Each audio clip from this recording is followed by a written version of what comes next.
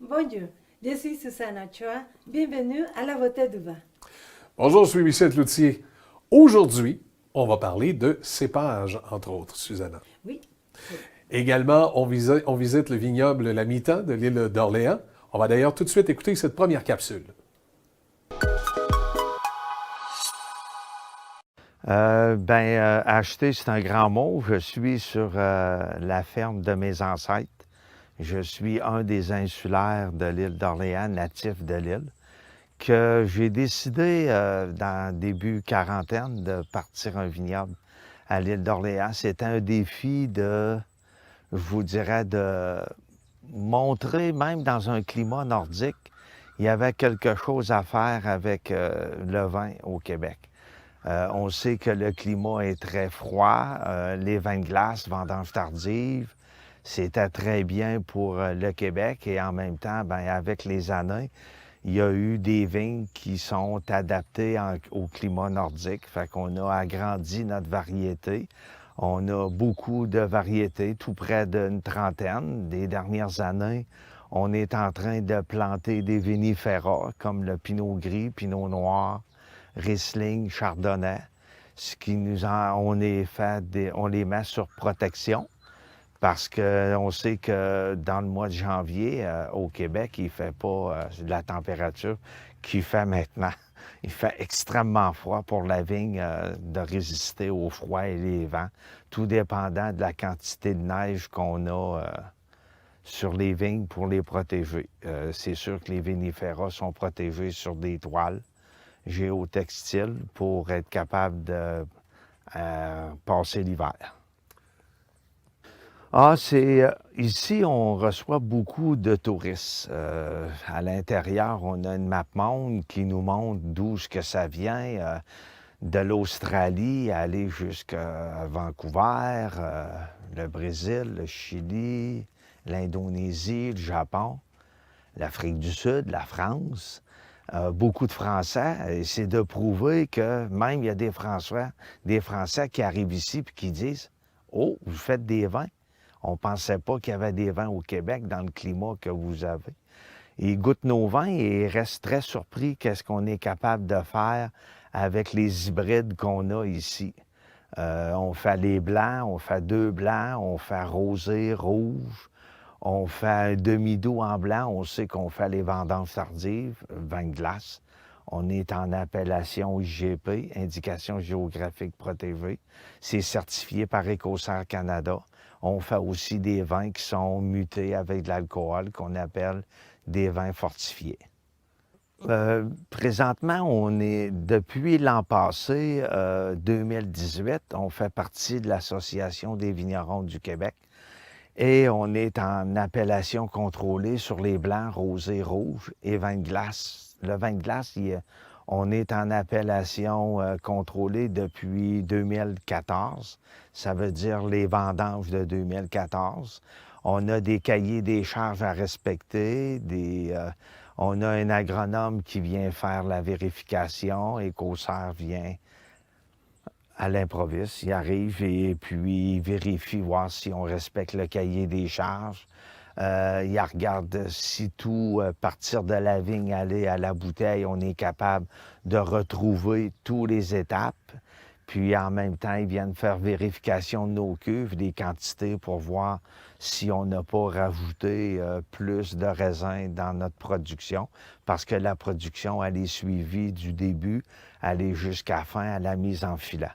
Puis ils peuvent passer nous voir lors des pressages de raisins, comme ils l'ont fait là 2 ans sur les vins tranquilles, pour vérifier si on respecte le cahier des charges, les taux de sucre dans le degré Brix, si on respecte dans les blancs les degrés Brix minimum qu'on peut avoir. Et comme nous, ici, ils sont venus vérifier, puis on était en haut du minimum. Oui, dans le vin blanc, on a l'héritage qu'on a fait un demi-doux qui est bien avec les crustacés, l'apéro. On est Vandalclich et Muscat. On a commencé à planter du Muscat parce qu'on sait que le Muscat, il est dans les fruits tropicaux, dans les arômes. On a aussi le Vandal Cliche, que c'est agrumes. On fait aussi un vin blanc boisé, qui est la barrique. On est légèrement boisé, 100% pur Vandal Cliche, on produit un vin qui est extrêmement sec, à 1,3 g de sucre.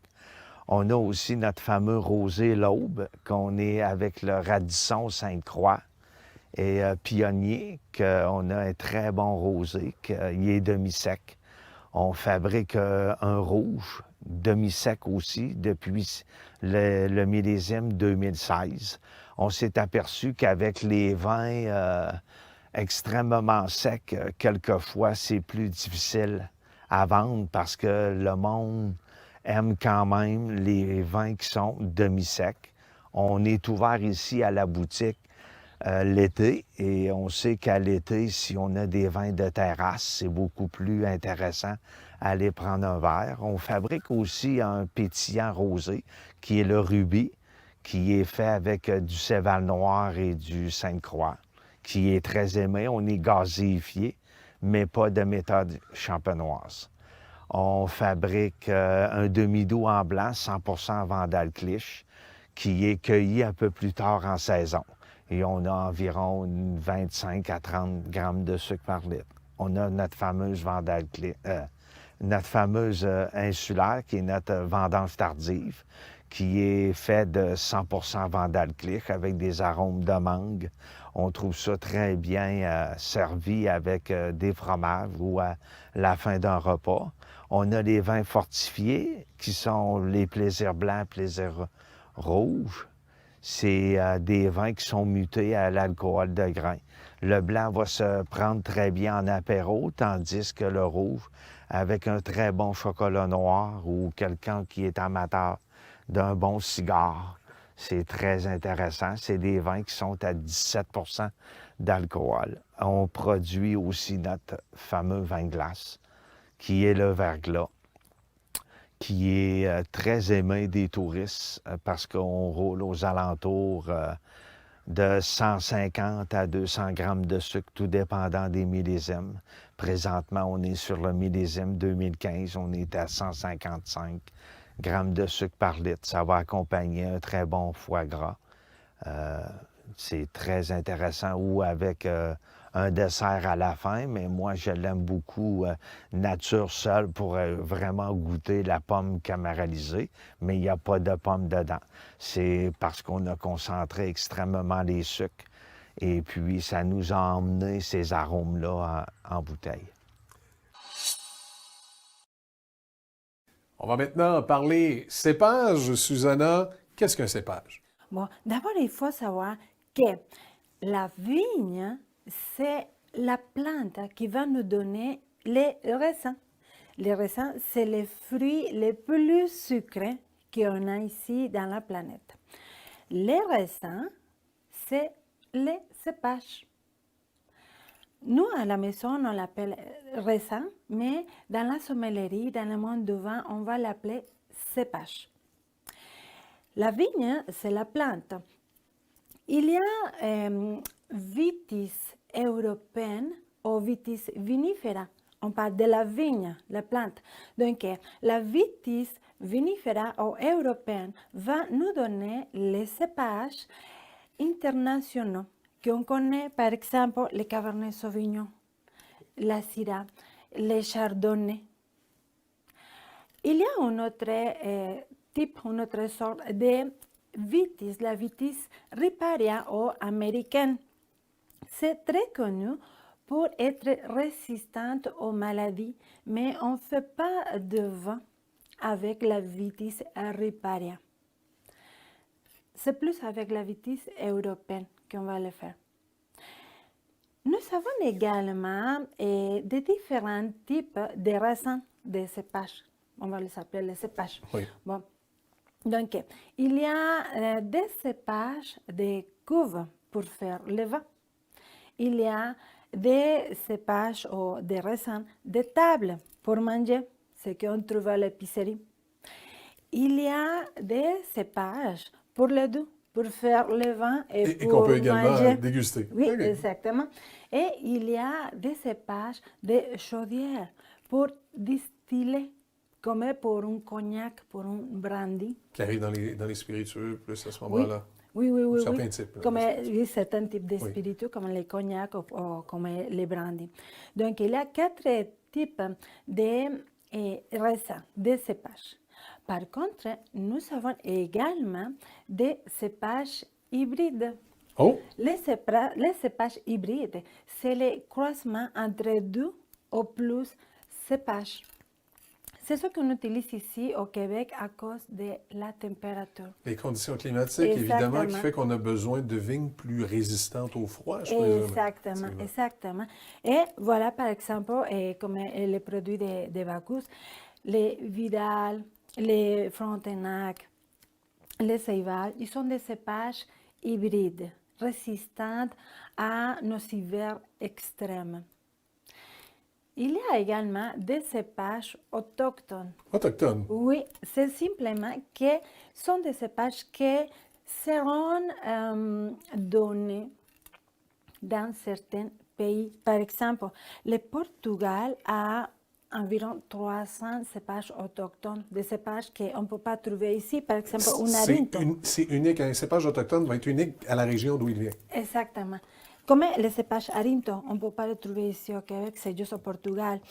L'Italie également est riche en cépages autochtones également. La Corvina, Molinara, les Sangiovese, ils sont des cépages qu'on ne peut pas trouver Ailleurs. partout. Non, non, sont des cépages autochtones. La viticulture commence dans la vigne, de la première goutte de sève jusqu'à le vendage. Après, ça vient la viniculture. C'est quand on donne les raisins à l'énologue qui va élaborer les vins et puis il va les embouteiller, étiquetage et voilà. Voilà, il y a une petite différence là, entre les deux. C'est Oui, celui qui élève la vigne, si on peut. Viticulture C'est lui et qui fait la culture. viniculture. Oui. Ah, celui qui fait la culture, c'est lui finalement qui, en bout de compte, fait le vin. On va justement aller faire un petit tour du côté du Salon du vin. On a une série d'entrevues, comme vous le savez, qui a été réalisée par Susanna. On y va à l'instant.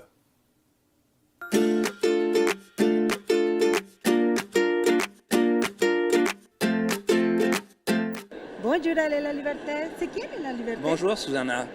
Alain La Liberté, c'est quelqu'un qui est né à Québec, qui n'est pas né dans le vin, D'accord. mais qui a grandi dans le vin, Oui. qui a joué beaucoup de rôles dans le domaine du vin. Enseigné, des clubs de dégustation, sommelier, représentant, différentes choses, consultant dans les vins. Ça fait longtemps que vous faites le monde du vin? Je dirais professionnellement depuis le début des années 90. D'accord. Et tout ça a commencé avec une folie des étiquettes de vin. Ah oui, parlez-nous de cette étiquette. Oh mon Dieu, il y en a beaucoup, hein. Ah oui, qu'est-ce toutes que les vous voulez? étiquettes, toutes les bouteilles ont des étiquettes de vin. Oui. Et c'est la carte de visite, en fait. Et ces étiquettes-là, il y a une histoire à raconter, que ce soit géographique, que ce soit culturel, que ce soit le cépage, la façon de produire le vin. Et il y en a que ce sont littéralement des œuvres d'art. Et comme professeur, comment est-ce que vous voyez le monde de la sommellerie ici à Québec? Au Québec, partout au Québec. Comment est-ce que vous le voyez? Québec ou en Ontario, Ah, d'accord. la sommellerie revient, en fait, les années 80, 90, 2000, c'était très, très enthousiaste. En fait, je pourrais dire qu'au début des années 90, c'est vraiment là où ça a démarré, avec Jacques Auron à l'école hôtelière des Laurentides, et par la suite, Don Jean Léandry à Laval, Patrice Saint-Guy à Sherbrooke, il y a Claire-Yann Bouteiller à Québec, Philippe Lapéry à Québec, Romain Clusson à Montréal à l'ITHQ. Donc il y a de la formation un peu partout dans la province, ce qui est fascinant. Les gens sont enthousiasmés, ils ont soif de connaître. Sommellerie, service en salle, où je vois une grosse différence avec les 15 dernières années. Il y a eu le concours mondial de sommellerie dernièrement. J'ai vu les questions. Il y a 0,00001-2% des gens qui pourraient répondre à ces questions. Est-ce qu'on crée des bêtes de concours? On n'en sait jamais assez sur le vin. Plus on en connaît, moins on en connaît. Cette formation est excellente pour la consultation. En salle, le consommateur ne recherche pas ça, il recherche un plaisir. Il faut garder ça simple, terre à terre. Il y a tellement de débouchés pour qui fait le métier de sommelier, de sommellerie. Avec le changement de génération, les baby boomers qui vieillissent, la nouvelle génération, les milléniums, boivent moins, vont boire mieux. Est-ce que le rôle de sommelier va être le même dans quelques années? Si quelqu'un s'enligne dans le domaine du vin, moi je suggérerais aller en énologie, faire le vin. Apprenez. Je pense que sur le long terme, ça va être plus profitable que la sommellerie-service. On le voit, les restaurateurs recherchent des serveurs, ils ne sont pas vraiment intéressés à payer pour des sommeliers. Un sommelier va combiner deux tâches, la gérance, le management et le service, carte des vins, tout ça, animation. Mais bref, on pourrait discourir beaucoup sur le sujet. Alors maintenant, Susanna, on est à l'extérieur. Oui, finalement, une belle journée. Hein? On est dans les... Oui, une très belle journée. On est dans les vignes. On est à l'île de Bacchus. Oui. On est à l'île d'Orléans. Oui. Mais au domaine de l'île de Bacchus, oui. Mais il faut dire que l'île d'Orléans, ça a déjà été l'île de Bacchus au grand complet. On se souvient, Jacques Cartier, on en a parlé. Oui, c'est ça qu'on avait parlé quand Jacques Cartier est venu, a découvert l'île d'Orléans. Et puis, il a vu qu'il avait des vignes sauvages. Il avait tenté de planter les cépages internationaux, mais non, ça n'a pas marché. Là. Les conditions climatiques, évidemment. Oui, les conditions climatiques, exactement. C'est pour ça qu'au Québec, nous avons des cépages hybrides, que c'est le croisement entre deux ou plusieurs cépages pour la température. Les hivers sont extrêmes. Oui, effectivement. Alors, on se retrouve avec des vignes qui sont plus résistantes au froid. Exactement. Qui passent mieux à travers la période hivernale. Ici, justement, parlant de froid, c'est des vignes dans ce champ qui servent, je pense, à faire le vin de glace de l'île de Bacchus. Oui, c'est ça. Ou la vendange tardive, dans certains cas, dépendant. Mais ici, je pense que c'est véritablement leur vin de glace. Oui, c'est le vin de glace qu'on fait ici dans cette section de vignoble Bacchus. Ce que nous avons ici, c'est les cépages blancs Vidal. D'accord. C'est avec les Vidal qu'on fait, et par cryo-extraction, les vins de glace. Il y a un nouveau produit ici à l'île de Bacchus qui s'appelle moins 8 degrés. Parce que c'était moins 8? Oui, parce qu'on fait les vendanges tardifs. Oui. On les fait soit à la finale de novembre ou au début de décembre, quand on va voir moins degrés. Moins 8 degrés Celsius. C'est là qu'on va faire les vendanges trop froid. On fait les vendanges et puis tout de suite, on va à faire la vinification. Le processus au niveau de la vigne, peu importe le type de vigne, je présume que les étapes sont les mêmes au courant de l'année. Qu'est-ce qui se passe dans ce processus-là?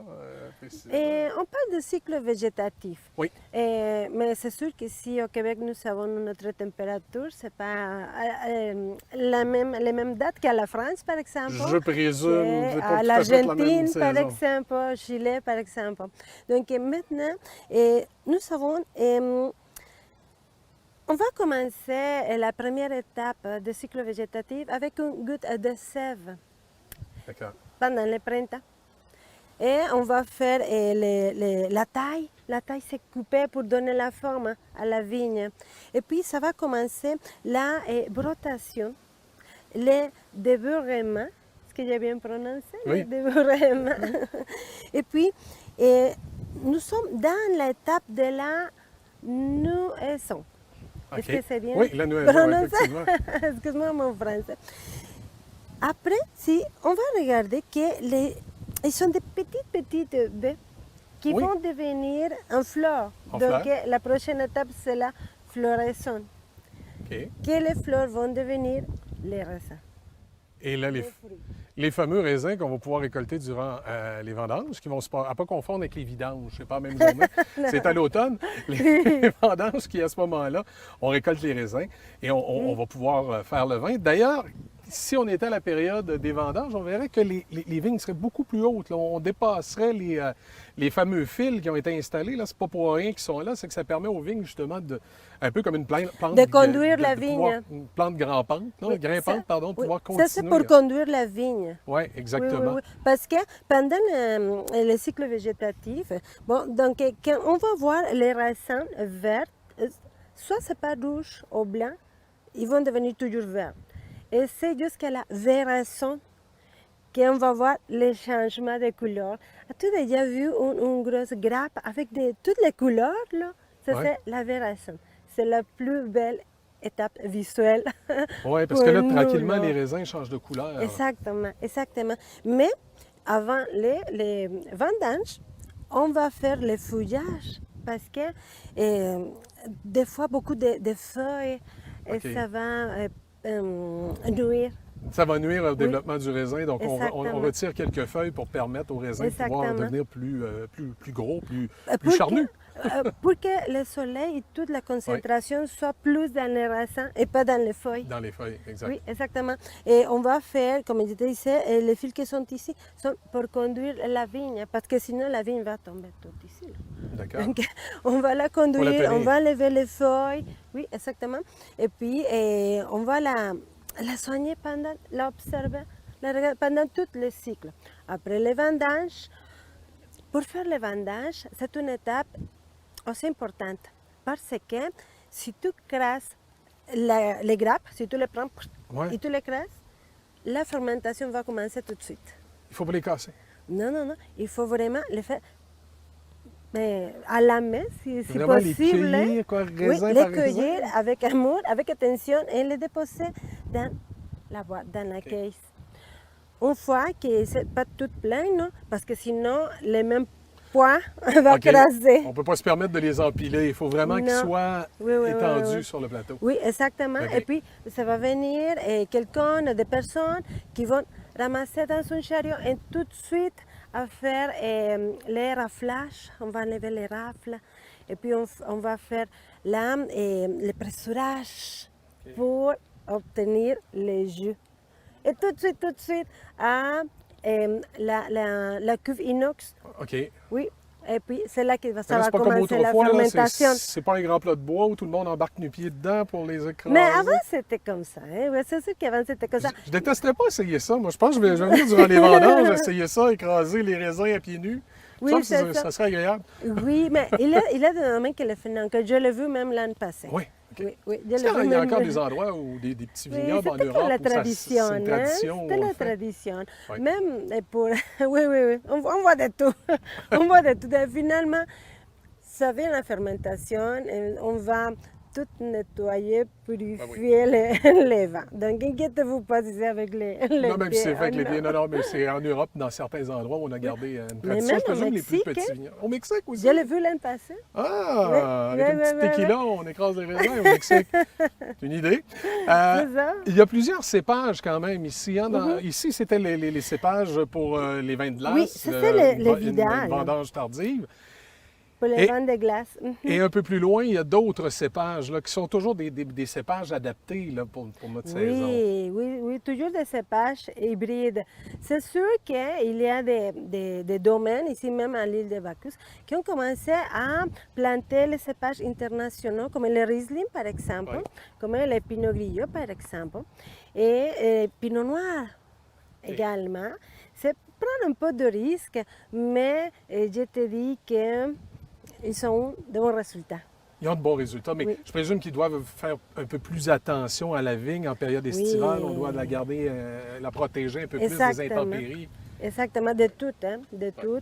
Et puis, on voit ici aussi les vignobles, hein, que ce n'était pas parce qu'on ne fait pas attention ici, on a beaucoup d'herbes. Non, c'est parce que il faut travailler d'une façon le plus naturelle possible. Éviter de mettre, comme on pouvait mettre à une certaine époque, certains produits qui faisaient mourir les mauvaises herbes, mais qui qui venaient également déranger d'une certaine façon les vignes. Là, on s'assure Exactement. d'avoir une qualité... Le plus naturel possible. Oui.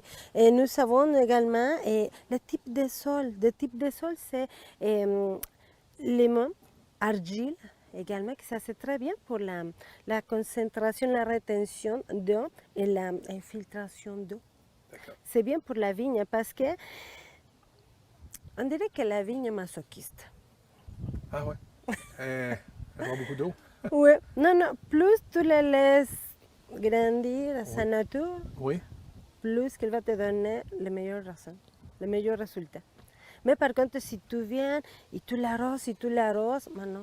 Il faut la laisser aller par Non, elle-même non, et là, oui. le raisin devient plus concentré, je présume, un peu de meilleure qualité. Mais tu sais quoi?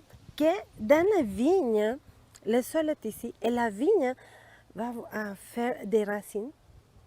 Et c'est les racines qui vont aller chercher l'eau. Mhm. Donc, il faut la laisser souffrir un peu. Faut la- On la laisse souffrir un petit Oui. peu, comme ça, elle donne Oui. de meilleurs résultats. Oui, Et oui, évidemment, c'est les ça. vignobles de l'île d'Orléans, c'est toujours impressionnant de voir les Oui, c'est paysages qu'on a, les décors dans la période touristique. Beaucoup de gens viennent ici, Oui. ont l'occasion de goûter au vin et voir tout ce qui s'y passe. Alors évidemment, cette émission d'aujourd'hui, c'est au vignoble de l'île de Bacchus. Oui. Et on rappelle que c'est le nom original de l'île d'Orléans qu'avait donné Jacques Cartier. C'était le nom original Exactement. de île de Bacchus. C'était le lorsqu'il est premier venu. vignoble, si je ne me trompe pas, d'ici de Québec, de l'île d'Orléans, si je ne me trompe pas. Et aussi, c'est très important de remarquer que nous avons un microclimat. Oui. Le climat que nous avons ici, c'est pas pareil que le climat que nous avons Qu'on va là-bas. retrouver tout à fait nécessairement sur la Mhm. côte de Beaupré, juste en face. Il y a une Oui. situation qui est créée, Oui, le oui, fait qu'on est entre, Exactement, on est entre le fleuve. le fleuve et le littoral. Oui, Voilà. parce qu'ici, l'air, c'est plus rafraîchissant. Il y a une petite brise. Ici, que nous n'avons pas de l'autre côté, par exemple. Excellent, Susanna. Alors, on rappelle qu'on était dans les vignes à l'île de Bacchus. Voilà qui complète cette émission. Merci beaucoup encore une fois, Susanna. Merci, Michel. Merci pour avoir été avec nous. À bientôt.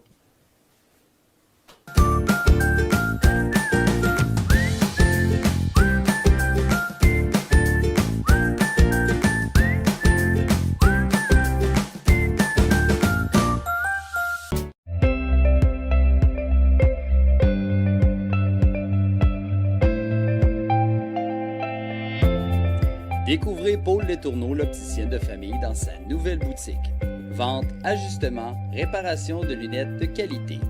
En boutique, vous trouverez des lunettes de soleil, de sport, pour l'ordinateur, de sécurité, ainsi que des lentilles cornéennes. Paul Letourneau, opticienne, c'est aussi un service à domicile pour les personnes qui sont dans l'incapacité de se déplacer.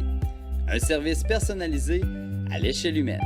Prenez un rendez-vous à sa boutique sur la Côte-Sainte-Anne et apportez votre prescription. En boutique ou à domicile, Paul Letourneau, l'opticienne, près des gens de la Côte.